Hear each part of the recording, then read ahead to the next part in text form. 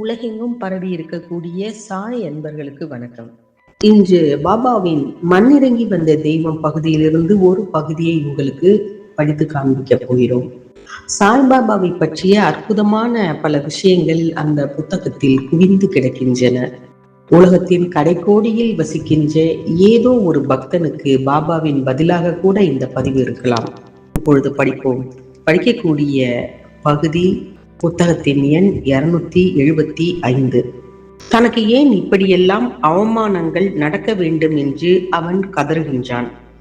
சாய்பாபா சொன்னார், உன் செயல்களுக்கான பலனை நீ அனுபவித்து தான் ஆக வேண்டும்.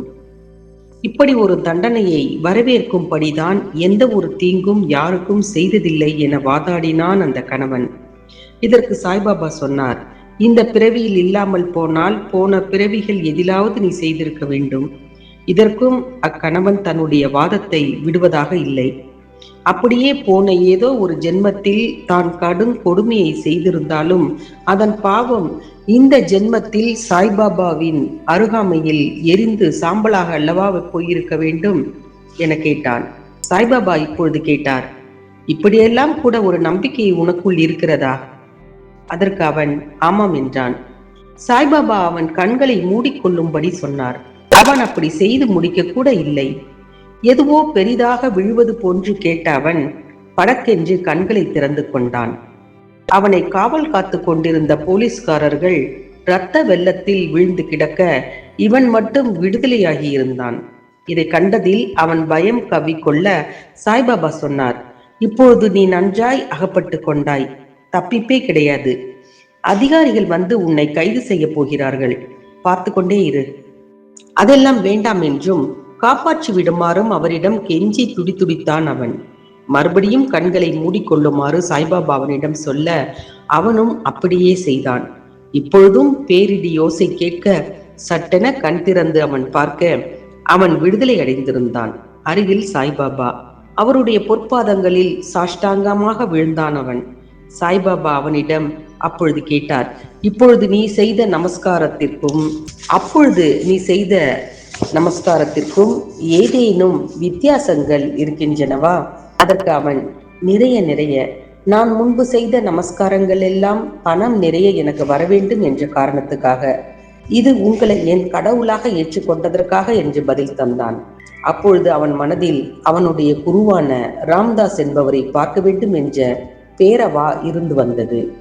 சாய்பாபா அவனை திரும்பி பார்க்குமாறு கேட்டுக்கொண்டார். அப்படி அவன் செய்ததும் முன்னால் ராம்தாஸ் நின்று கொண்டிருப்பதை அவன் பார்த்தான்.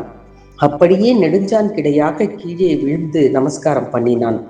ராம்தாஸ் மறைந்தார். பிறகு அவன் எழுந்தான்.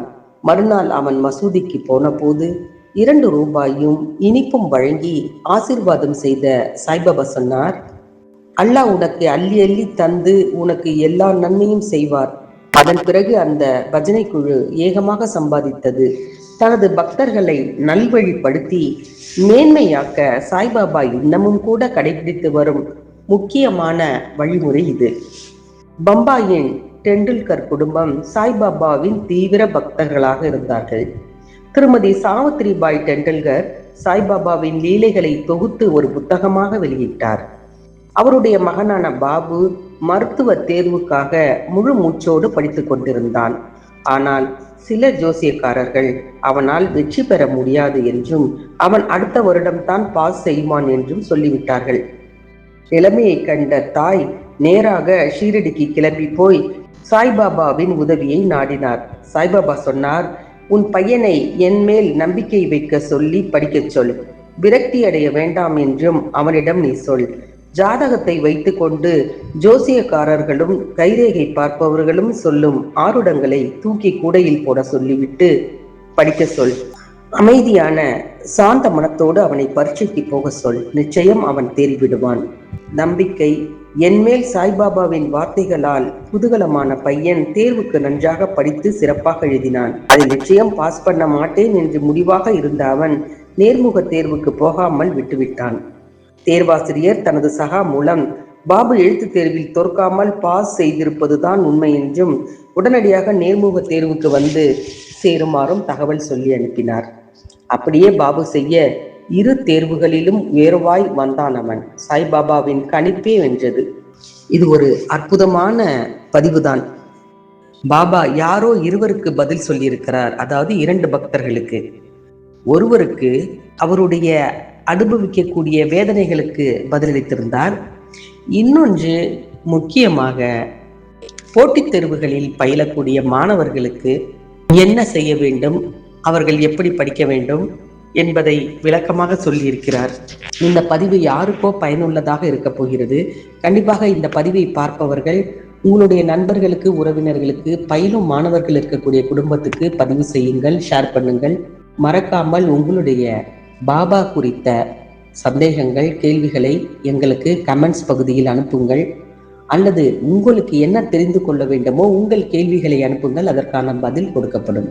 மீண்டும் இது போன்ற அற்புதமான ஒரு பதிவுடன் சந்திக்கிறோம். நன்றி, வணக்கம்.